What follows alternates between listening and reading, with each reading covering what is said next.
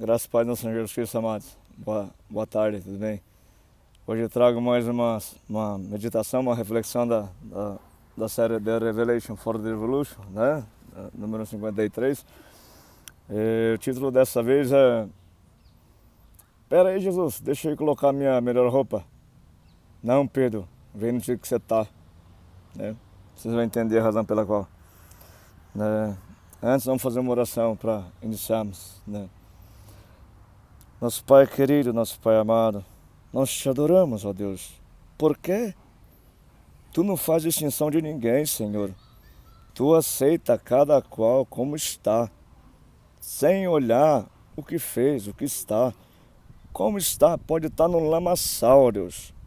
Se for predestinado a ser o teu filho, para ti, Senhor, é como se fosse teu filho e é precioso para ti, Deus.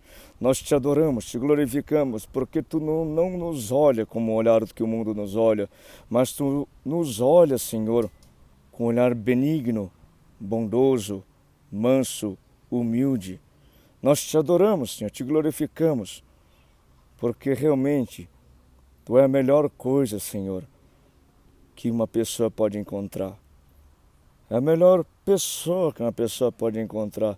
Tu é tudo, tudo, tudo, tudo. Haja vista que é melhor dar um dia na tua presença do que 1000 anos fora, longe de ti, diante da tua bondade, diante da tua mansidão, humildade, amabilidade, Deus. Nós te adoramos, te glorificamos, Pai, porque tu és bom, sempre foste bom e sempre serás muito bom, Deus. Pai, venha falar conosco, conforme a tua boa, perfeita e agradável vontade. Que eu aqui não venha falar das minhas próprias razões, que eu aqui me diminua, Senhor, para que tu resplandeça nessa reflexão. Clamo a ti em nome de Jesus, meu Senhor, em nome de todos aqueles que o Senhor me confiou, em nome de todos os teus escolhidos, em nome de todos os teus filhos, que tu derrames teu Santo Espírito sobre nós, Pai, e venha falar conosco, e venha revelar a nós aquilo que é do teu querer, do teu agrado, ó Deus. Glórias a ti, Senhor. Nós te adoramos, te glorificamos, Senhor. Glórias a ti, Senhor. Amém. Primeiro texto, vamos lá.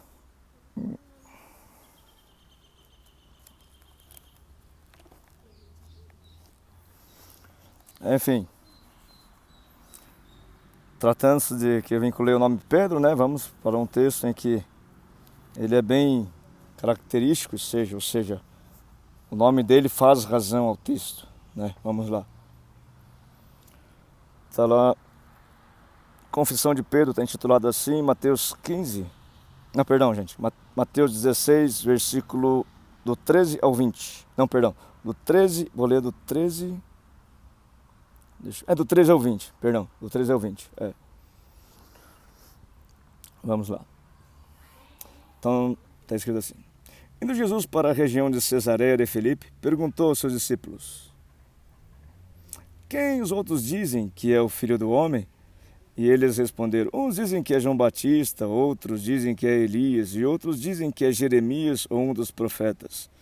Ao que Jesus perguntou: E vocês, quem dizem que eu sou?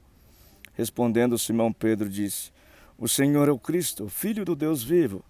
Então Jesus lhe afirmou: Bem-aventurado é você, Simão Bar-Jonas, porque não foi a carne e o sangue que revelaram isso a você, mas meu Pai, que está nos céus.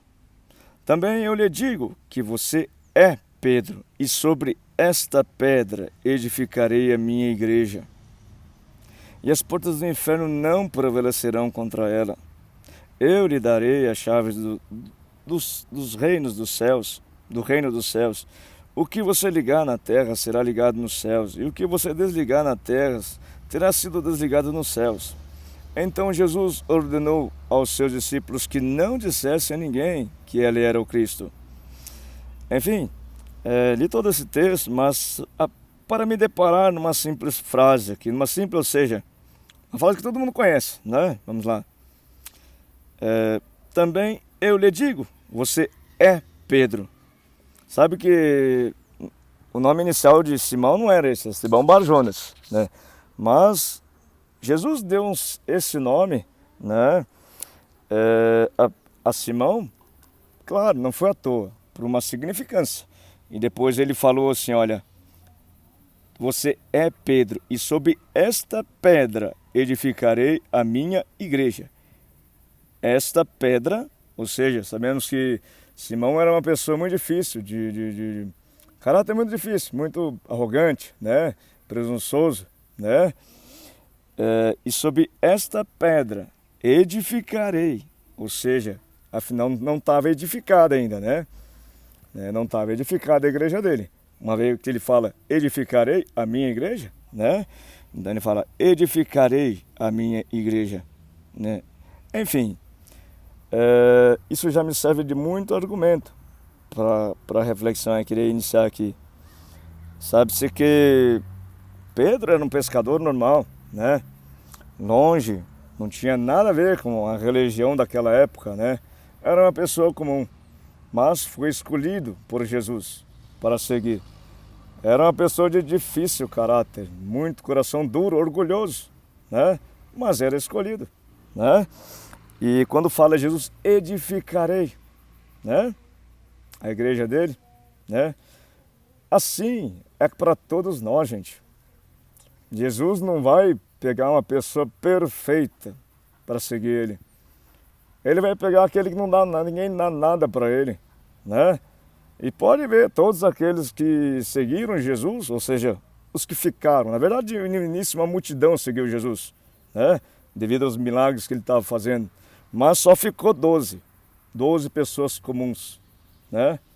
Sabe-se que, num certo momento, Jesus alarmava multidões pelas suas razões de fé, pelo seu poder, né? Porém, mas por que razão então só ficou 12? O que aconteceu com o resto? Aí é que está, né? Somos sobreviventes, aqueles como Jesus aguentou a tormenta, né? A gente vai ver isso mais adiante.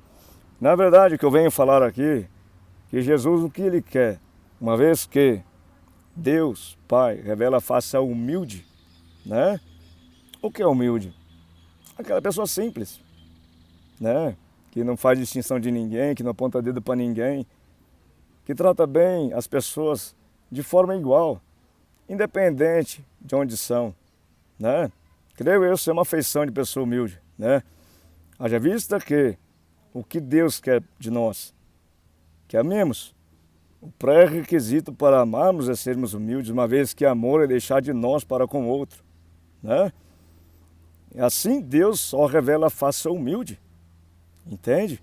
Então, claro, o trabalho de Jesus em Pedro é torná-lo humilde, e assim como todos nós.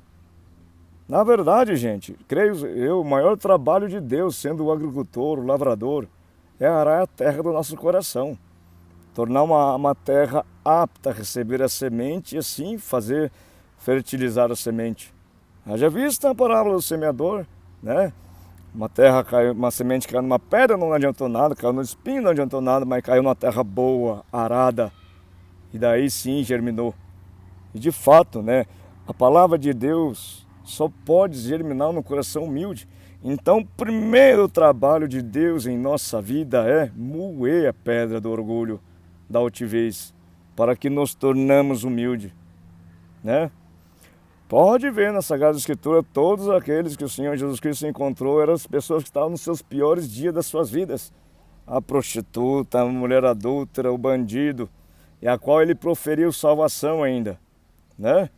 Pessoas que realmente para outras ao seu redor não tinha solução, entende? Que pessoas de coração quebrantado, humilhado, desprezado, ou seja, com a terra do coração arada. Então, de fato, o primeiro trabalho de Deus em nossas vidas é arar a terra do nosso coração, moer o orgulho, fazer com que nós abramos o ouvido para Deus, que é humilde, né? Assim vou dar continuidade no outro texto, que já meditei na meditação anterior, mas vou voltar com uma outra proposição dele, né? Ou seja, deixa eu ver onde que está aqui. Está lá em João, primeiro livro de João, capítulo 4. Né? Novamente eu vou ler inteiro, porque é muito importante, esse texto é fundamental. né? Na Sagrada Escritura. Deixa eu ver. Só um instante.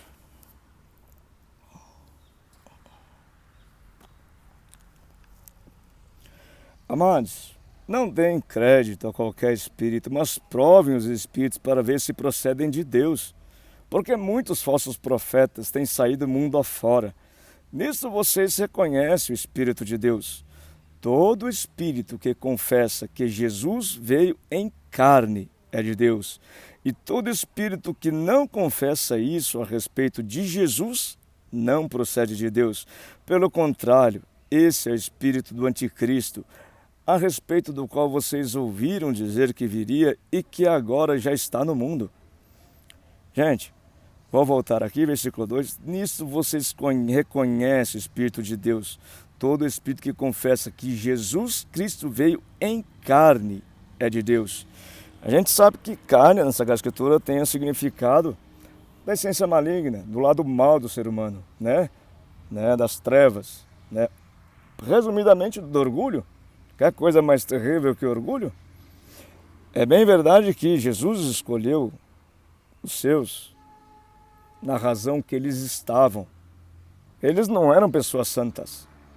É bem verdade que Jesus escolheu Pedro e falou: Pedro, você é orgulhoso, eu vou trabalhar em você, vou te deixar humilde, para que você saiba amar, assim como meu Pai lhe quer ensinar. Enfim, resumidamente, igreja é isso no trabalho da vida da pessoa, ou não é? Ou será que Jesus Cristo veio falar outra coisa a não ser da misericórdia e do amor? Né? Vou dar continuidade aqui para testificar a razão do amor, né? Vamos lá. Filhinhos, vocês são de Deus e venceram os falsos profetas. Porque aquele que está em vocês é maior do que aquele que está no mundo. Eles procedem do mundo, por essa razão falam da parte do mundo e o mundo os ouve. Nós somos de Deus. Quem conhece a Deus nos ouve. Quem não é de Deus não nos ouve. Nisso conhecemos o Espírito da verdade, o Espírito do erro.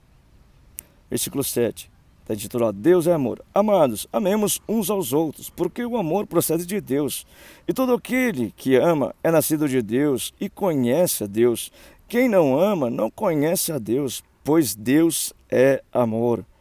Nisso se manifestou o amor de Deus em nós, em haver Deus enviado o seu Filho unigênito ao mundo para vivermos por meio dele. Né? Novamente, na meditação anterior eu falei, e ainda repito, insisto em falar, Jesus é o caminho, não é? Por meio desse caminho a gente tem que viver. O que Jesus nos ensinou? Se te der um tapa numa face, oferece outra, perdoe. A violência, a opressão, a humilhação, a agressividade, né? Se te roubar a túnica, deixa que leve a capa. A injustiça, perdoe. Se te forçar a andar uma milha, ande 2. Perdoe a opressão, a humilhação, o desprezo, perdoe. É só assim que seremos, sim, amáveis, como Deus gostaria que fôssemos. E sim, assim ser chamados filhos de Deus. Não tem outro caminho. É o que Jesus nos ensinou. E aqui fala, é por meio desse caminho que devemos seguir. Nisso consiste o amor, Nisso consiste o amor, não em nós termos amado a Deus, mas em que Ele nos amou e enviou o Seu Filho como propiciação pelo nosso pecado, ou seja, para nos ensinarmos a ser misericordiosos, como Deus é, e assim sim, poder ser aptos ao perdão, à misericórdia de Deus, uma vez que, bem-aventurados os misericordiosos, porque deles é a misericórdia. Sim, Deus só perdoa os misericordiosos, porque deles é a misericórdia. Amados, se Deus nos amou de tal maneira, nós também devemos amar uns aos outros. Opa!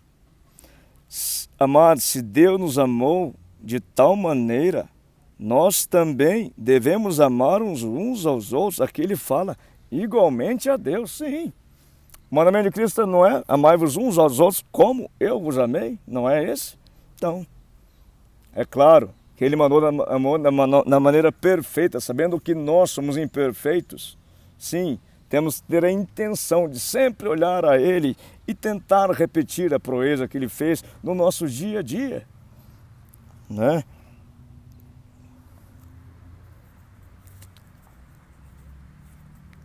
Perdão.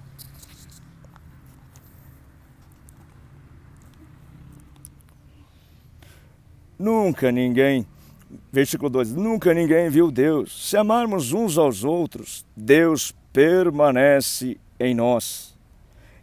E o seu amor é em nós aperfeiçoado, na razão que Deus é amor. É o título desse trecho, né?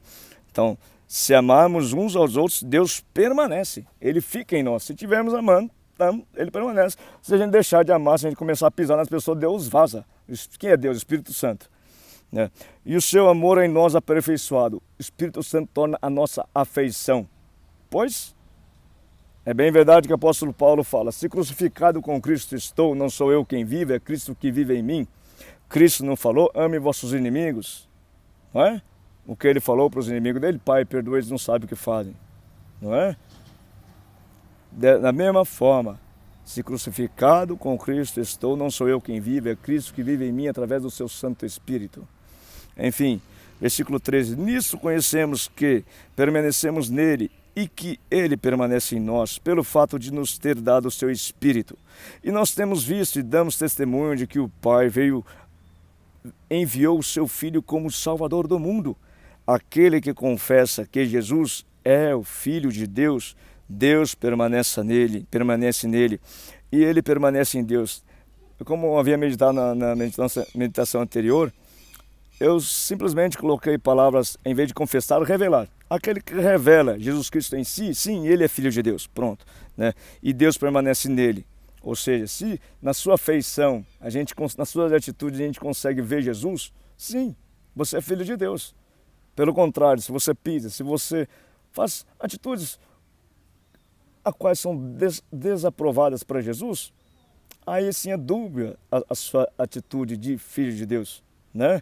Mas se a gente consegue ver em você a misericórdia em que, sim, simboliza Jesus, sim, podemos ver, sim, a imagem e semelhança de Deus em você, um Filho de Deus, né? Bora lá.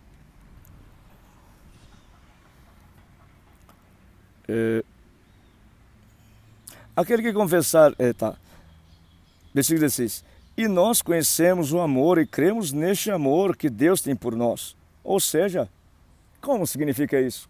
Como a primeira semente de mostarda, né, uma vez que foi plantada lá através de Jesus, veio chegar até hoje, através de pessoas. Claro, Deus deixou as suas revelações de ser escritas na Sagrada Escritura, mas as pessoas cultivaram esse amor no coração e veio de geração em geração até os dias de hoje.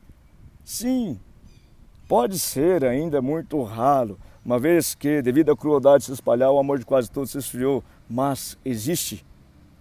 Por quê? O fruto do Espírito Santo é amor. E sim, o Espírito Santo está aqui. O Espírito de Deus está aqui. E sim, de gerações em gerações, veio permeando por corações, por histórias de vida, por misericórdia.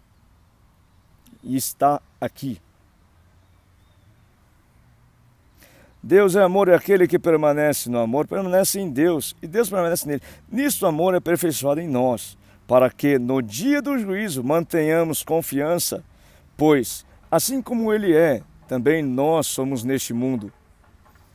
Ou seja, se estamos, Deus é Espírito, se o Espírito Santo está em nós, pronto, estamos tranquilos, né? Quando se fala aqui, nisso o amor aperfeiçoado em nós, para que no dia do juízo, qual dia? Naquele dia que você vai para cima ou para baixo, mantenhamos confiança. Se o Espírito Santo está em você, você está sossegado, porque, enfim, você já sabe de tudo que vai acontecer, né? Pois assim como ele é Espírito Santo, também nós somos Espírito Santo nesse mundo, né? Ou seja, o Espírito de Deus habita em nós, Espírito Santo, né? No amor não existe medo, pelo contrário, o perfeito amor lança fora o medo. O que é o medo? Aquilo que faz oposição à fé, né? Então, uma vez que o perfeito amor, ou seja, o amor aperfeiçoado em nós, cultivado, nessa terra sulcada, você perdoando, levando tapa na cara perdoando. Sim, você vai provando o perfeito amor, que está lá caracterizado em Gálatas 5:22, né? Fruto do Espírito Santo é amor, e mais outras palavras, né? Paciência, que é assim, eu fiz várias meditações a respeito do perfeito amor, né? Dessas outras 7 palavras que caracterizam o perfeito amor. Então, não vou abrir esse parênteses, porque vou meditar os textos também. Mas, saiba que o perfeito amor é cultivado em nós a nossa renúncia, né? De nós mesmos, sabe? Para com o outro, tendo paciência, sendo benigno, sendo fiel, sendo bondoso, tendo domínio próprio. Enfim, sendo contente em toda e qualquer circunstância. Enfim, né? Isso, claro, é o trabalhar de Deus em nós através do amor. Assim sim, vamos nos aproximando da imagem e semelhança dele, né? Vamos lá. Estou falando meio rápido aqui, gente, porque o meu foco não é exatamente esse, né? Vim falar das características de Pedro, né? Ou seja, mas estou terminando esse texto, mas só exemplificando um pouco dele, né? Tá. Nós amamos porque o medo envolve o castigo, quem tem, tá. No amor não existe medo, pelo contrário, o perfeito amor lança fora o medo, ou seja, todo medo, né? Ao contexto de que medo faz oposição à fé, então, o perfeito amor se dá plena fé. O que é fé? Fé é o poder de Deus, a razão de Deus acreditada em você, para você poder servi-lo e ser, sim, apóstolo dele, né? Ou seja, ele dá essa razão de administrar o poder dele àqueles que ele confia. E como você se torna confiável a Deus? Sendo provado, para você ver se você continua firme no propósito de amar. Ou seja, levantar para na cara o dia inteiro, né?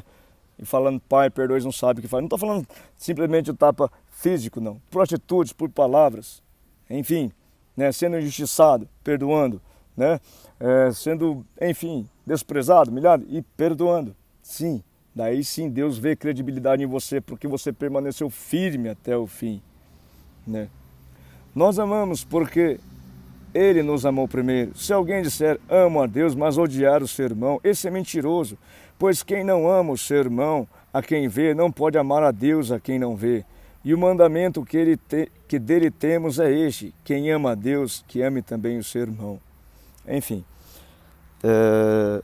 eu vou para um outro texto, só para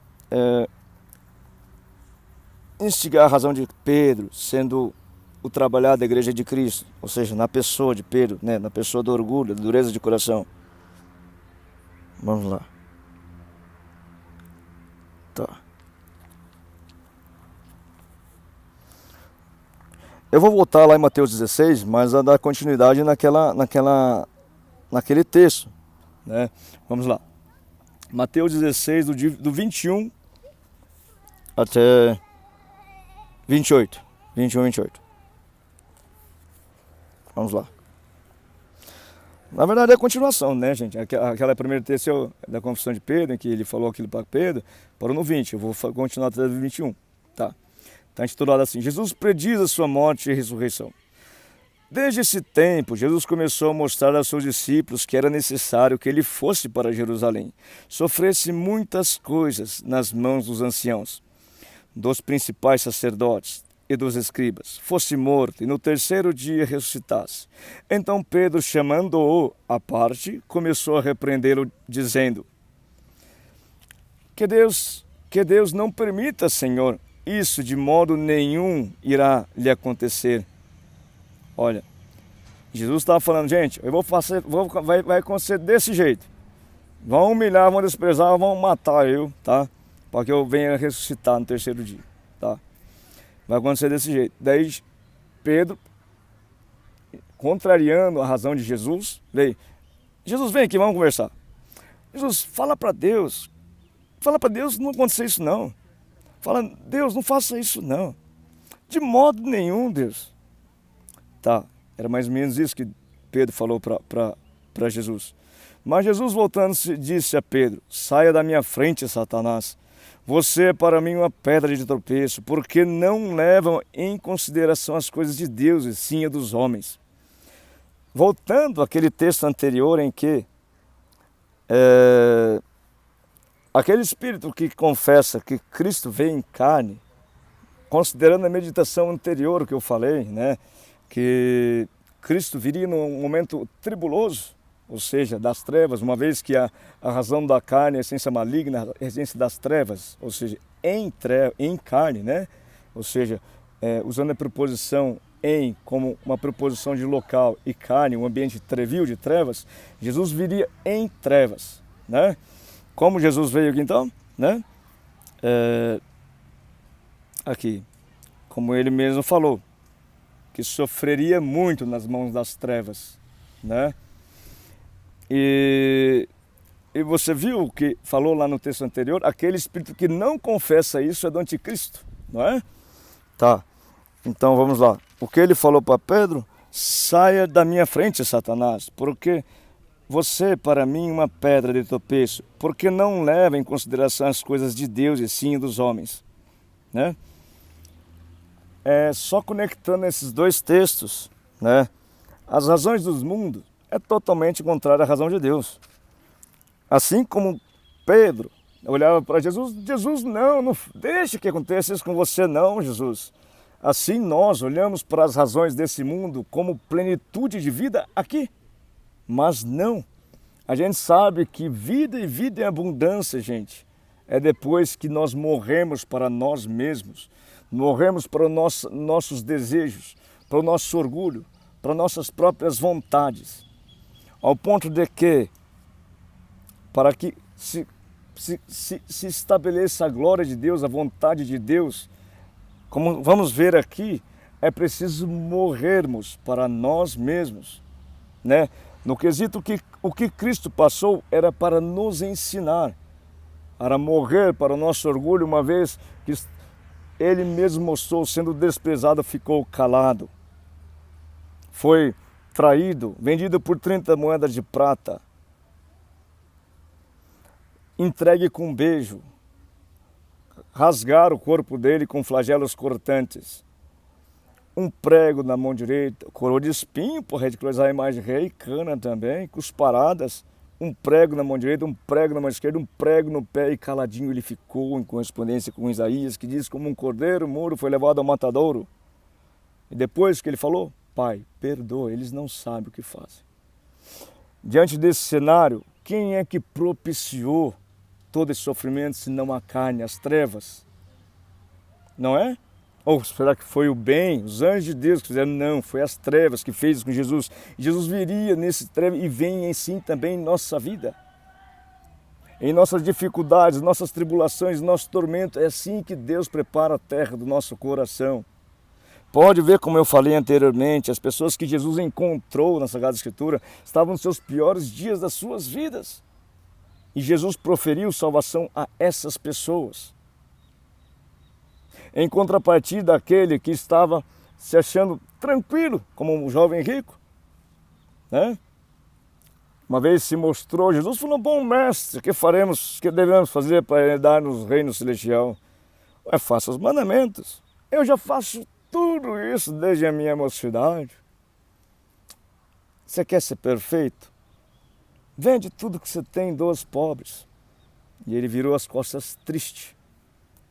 Nesse sentido, aqueles que estão em plena vida aqui, talvez se encontram longe do trabalhar da razão de Deus, assim como ele se encontrava.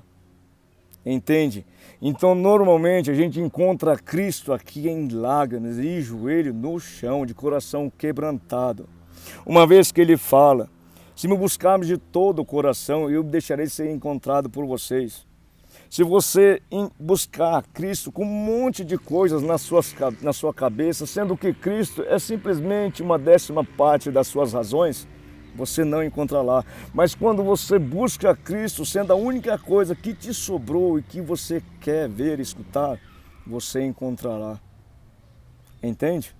Então, de fato, venho aqui falar só confirmando, né, em que a gente encontra Cristo no ambiente trevil, tenebroso, e sim, do jeito que a gente está, rebentado. Pode ver, assim foi o bandido, assim foi a mulher adúltera, assim foi a prostituta. Não foi nenhum santo que encontrou Cristo, não. Não foi nenhum fariseu escriba que encontrou Cristo, não. E todos esses foi que ele escolheu para segui-lo, e todos esses que suportou as tribulações que Cristo suportou.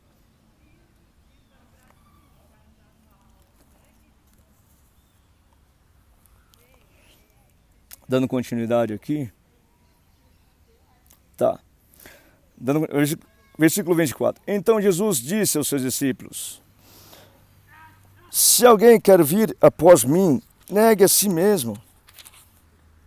Tome a sua cruz e siga-me, pois quem quiser salvar a sua vida, a perderá. E quem perder a sua vida por minha causa, esse achará. De que adianta uma pessoa ganhar o mundo inteiro e perder a sua alma? Ou o que dará uma pessoa em troca da sua alma? Porque o Filho do Homem há de vir na sua glória com os seus anjos, e então retribuirá a cada um conforme as suas obras. Em verdade lhes digo que, dos que aqui se encontram, existem alguns que não passarão pela morte até que vejam o Filho do Homem vir no seu reino. Voltando aqui, versículo, 24. Então Jesus disse aos seus discípulos: se alguém quer vir após mim, ou seja, seguir Cristo, né? Negue a si mesmo, tome a sua cruz e siga-me. Não é bem que eu falei?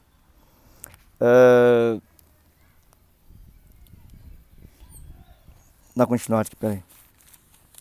Pois quem quiser salvar a sua vida, a perderá.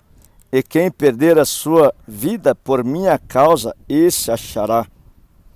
Não é bem que eu falei que todos aqueles que encontraram Jesus não tinham mais expectativa de vida nenhuma. Mas aqueles que sim estavam na bonança, estavam na tranquilidade da plenitude da sua vida, ou seja, na glória do mundana da sua vida naquela ocasião, viraram as costas para Jesus e sim, tristes.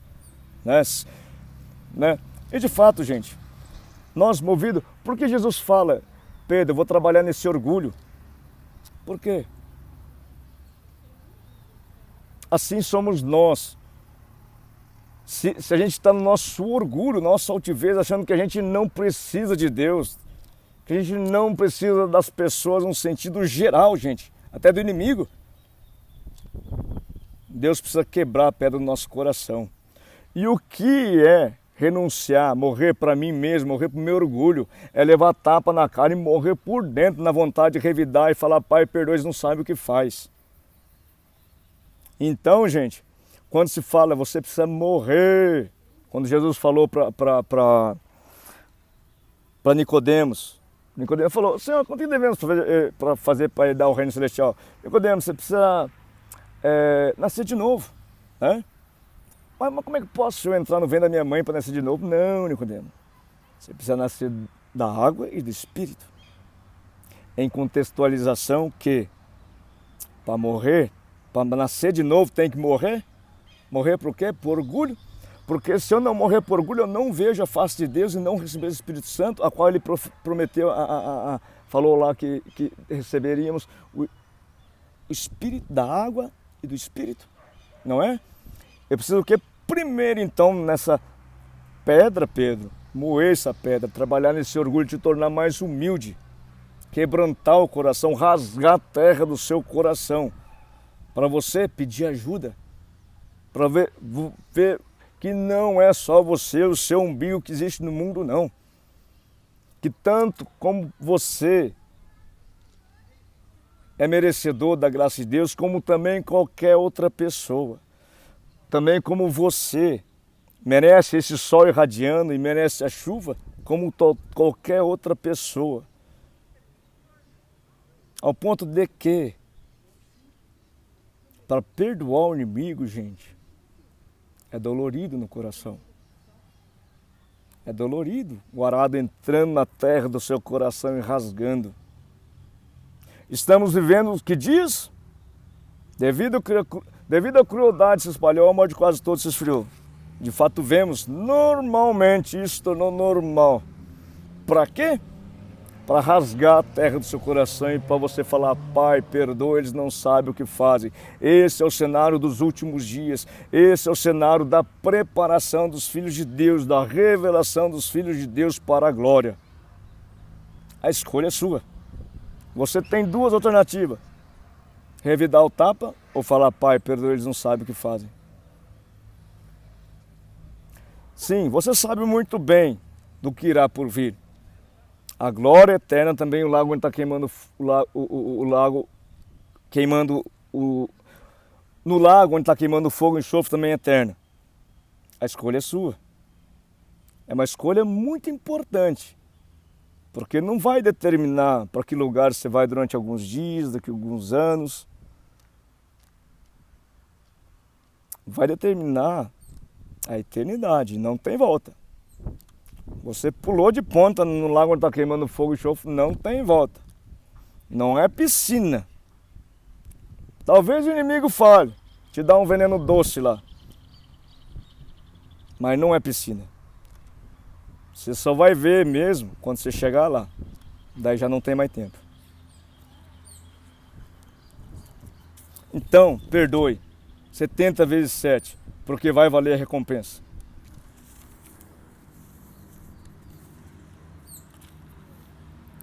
Eu vou, só para confirmar mais a respeito dessa meditação, a respeito, enfim, do trabalhar de Deus em nós, para nos tornarmos humildes, para que possamos sim, Ele dar continuidade no ensinamento de amor em nós. Vou pegar outro texto aqui.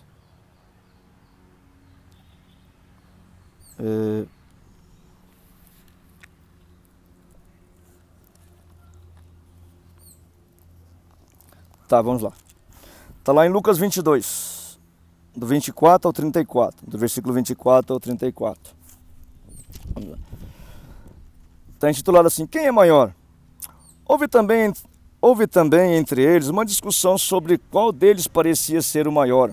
Mas Jesus lhe disse: Os reis dos povos dominam sobre eles, e os que exercem autoridade são chamados benfeitores.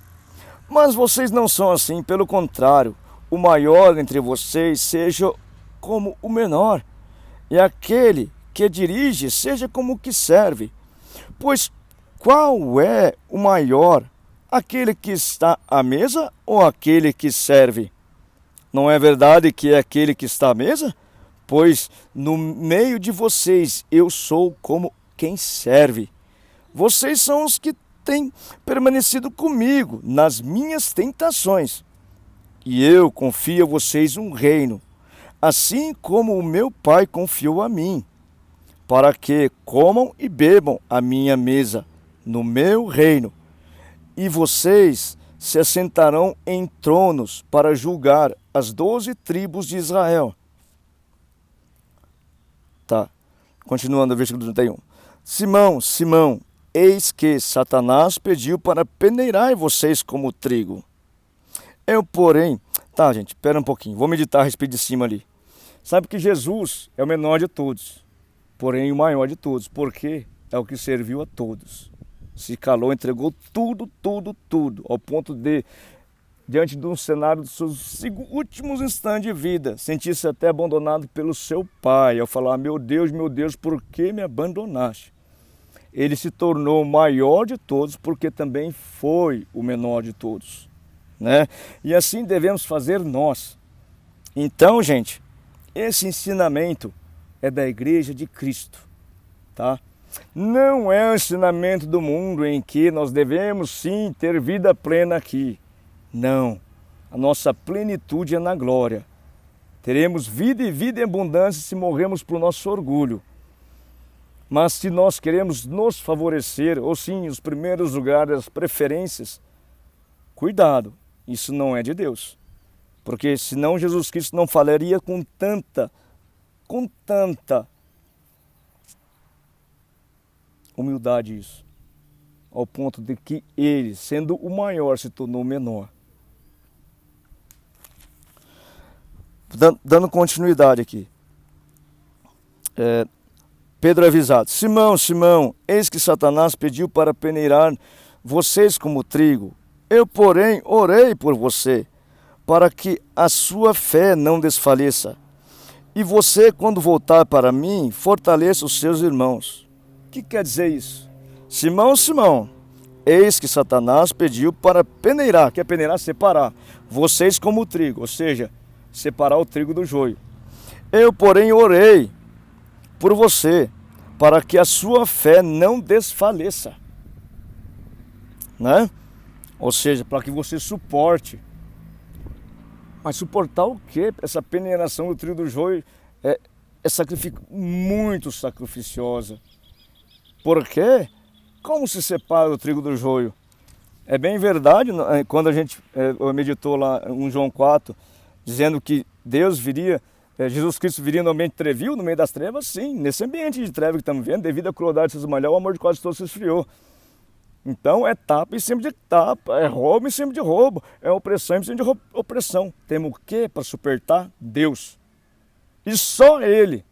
O que é a paz de Deus? O poder de Deus que nos dá para suportar esses dias difíceis. Ao ponto de que Jesus falou: eu, porém, orei por você, para que a sua fé não desfaleça. E essa é a nossa razão aqui, gente, tá? Ninguém falou que ia ser fácil, não. Na real, se ele falou, da mesma forma como eu fui perseguido, porque eu não sou desse mundo, vocês vão ser perseguidos. Não é suposição, não é certeza. Vocês terão tribulação, não é suposição, é certeza. Vocês terão pedra de tropeço, pedra de tropeço, não é suposição, é certeza. Ah, mas quem está do nosso lado? Jesus Cristo, que assim como orou por Pedro, também está conosco. É por nós. O que é Jesus Cristo? Deus conosco. E quem como Deus? Ninguém pode como Deus, então fica sossegado. Porque o que Deus falou vai se cumprir. Pode passar céu, terra, pode passar tudo aqui. O que Deus falou vai se cumprir, porque Ele não é homem para mentir, nem filho do homem para voltar atrás. E os predestinados a ser filho de Deus vai ser filho de Deus, custe o que custar. Pode estar num poço, pode estar na fossa lá, Deus vai pegar com um gancho, vai subir para cima, vai lavar, vai deixar mais branco do que a neve. Tenha plena fé. Assim como Cristo falou: vim buscar todos aqueles que meu Pai me confiou. Ele vai buscar. Pode sapatear, pode fazer vai buscar.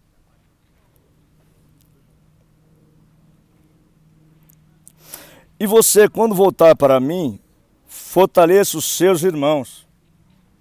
Porém, Pedro respondeu: estou pronto para ir com o Senhor, tanto para a prisão como para a morte. Mas Jesus lhe disse: eu lhe digo, Pedro, que hoje, antes que o galo cante, você negará 3 vezes que me conhece. Sabe? O que significa isso para nós aqui? Né? Quando Pedro fala: Jesus, eu vou para você onde você for. E Jesus fala: Pedro, você não sabe o que você está falando. Antes que o galo cante, você vai me negar eu. Ao ponto de dizer a proeza que Jesus fez, gente, é o nosso exemplo, a nossa referência. A nós cabe fazer o quê? Se te der um tapa numa face, oferece outra. Se te roubar a túnica, deixa que leva a capa.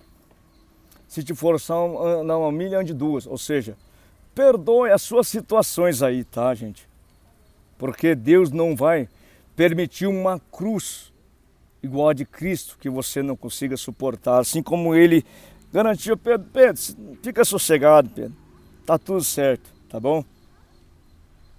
E na realidade, gente, eu posso dar outra visão, esse olhar aqui. Você sabe que quando a gente quer se aproximar de Jesus, simplesmente no falar, sem saber da verdade disso, Jesus fala: você vai negar eu 3 vezes. Você sabe o que significa isso nos nossos dias? A hipocrisia. Falar de Jesus, mas não querer enfrentar o que precisa enfrentar para chegar até Ele. Né? Hipocrisia. Da mesma forma, você vai negar eu, não adianta. Pode ficar falando à toa, você vai negar eu. Porque você acha que é simples assim? Ah, Jesus, eu te amo e pronto, acabou? Não. Prova. Leva tapa na cara, perdoe. Seja humilhado, desprezado, perdoe. Enfim, tudo que eu falei aqui, resumidamente, gente,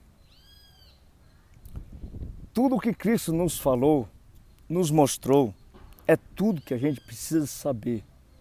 Claro, a Bíblia como um todo não é somente o que Jesus falou, mas ele é o centro de tudo, da toda a Sagrada Escritura. Se você ler qualquer texto da Sagrada Escritura, mas não vê Cristo naquilo, talvez o seu pensamento está errado. Então, quando você olhar para a Sagrada Escritura como um todo, olhe para Cristo também como um todo, que é a misericórdia, que é renunciar a si mesmo e favorecer o outro. É isso. Né? Agora eu vou fazer uma oração para encerrar. Nosso Pai querido, nosso Pai amado, nós te adoramos, ó Deus, te glorificamos. Porque o que seríamos de nós se não fosse Tu, Senhor? O que seríamos de nós se estamos entregues às trevas? Sim, pois aqui, como o Senhor, a Sagrada Escritura, meu, jaz o maligno governa, porém aos teus ele não toca. A não ser com a tua permissão para um bom propósito, para nos tornar a tua imagem e semelhança. Assim podemos descansar, ficar tranquilos, porque tudo coopera para o bem daqueles que amam a Deus, até mesmo a dor, para nos tornar humildes e amáveis, assim como Cristo quer e mostrou como ser e quer que sejamos também filhos de Deus, a imagem e semelhança de Deus. Muito obrigado, porque tu não viras as costas para nenhum dos teus filhos. Está o tempo todo com teus filhos. Ainda que a mãe que amamenta seu filho do seu ventre abandone seu filho, tu nunca abandonará um filho teu, sendo tu um pai presente que não dorme, enquanto seu filho está naquela tribulação. Nem forças tem. Tu está com ele no teu colo, enxugando as lágrimas dele, dando força, aconchegando para passar esse choro dele, ele se levantar e sim seguir adiante nessa caminhada para a tua glória, Deus. Nós te adoramos, te glorificamos, porque tu és bom, sempre foste bom e sempre serás muito bom. Passa o que passar, tu sempre será bom. Nós te adoramos, te glorificamos, Senhor. Glorificado és tu, ó Deus. Pai, em testemunho, como tu mesmo vês, Senhor, a tua igreja, os teus eleitos, os teus predestinados aí estão na tua glória. Como limos anteriormente nas outras meditações, Senhor, estão desfalecidos, estão cegos, cegados pelo maligno, ó Deus. Em testemunho que para o homem é impossível a salvação, mas para ti nada é impossível. Em testemunho a profecia de Joel, que teu Santo Espírito seria derramado em profundeza e abundância sobre a face da terra para avivar a tua igreja, quando ela tivesse desfalecida. E como está, Senhor? Está como um cordeiro mudo, com um cordeirinho caladinho ali, machucado, ferido pelo lodo, cegado pelo lodo, afugentado pelo lodo, sem força para se levantar, ó Deus. Enganado, nem tendo força para se levantar. Que se Jesus Cristo, bom pastor, não vier o buscar, o pegar no colo e levar, não sobreviverá. Em testemunho que Cristo viria antes do tempo, senão nem aqueles que era para ser salvo salvaria. É ou não é o teu cenário?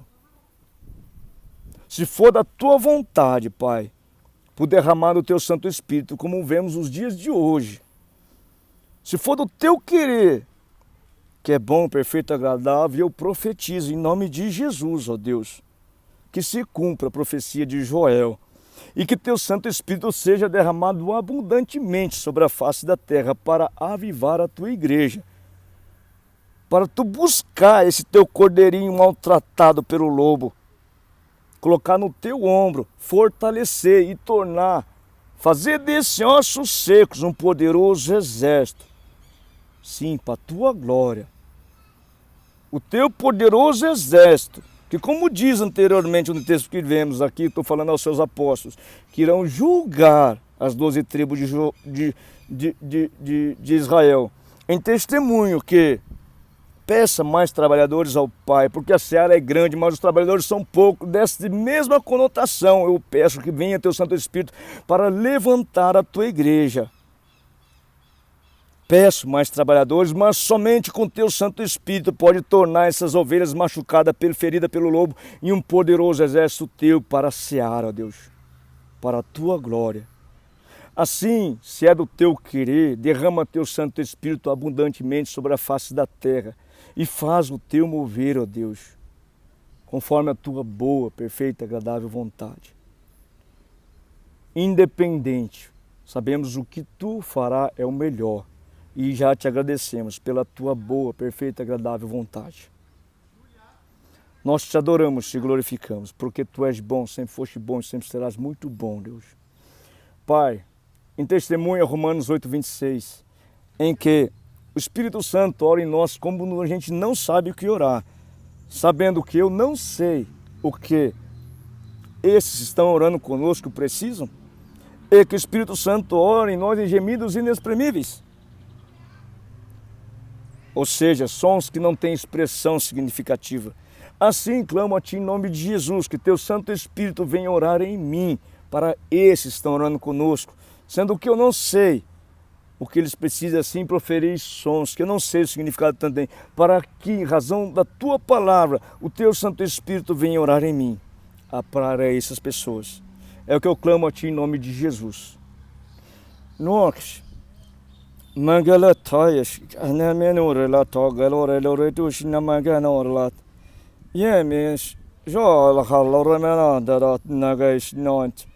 Joem, Torremino dalla Camanishim Baruemitant. Quamat Moyes Lurlatlan, Rota Nagalat Nois. Joramarole Coneno Telash. Shitnahan Diminar la Carlatos. Chirormine Camine Telarimino Twimagana Handalatas. Legalorlemenorland with me was known the galat Nike or Rondo Mino Handatas. Amém. Que Deus abençoe a todos em nome de Jesus. Com Deus.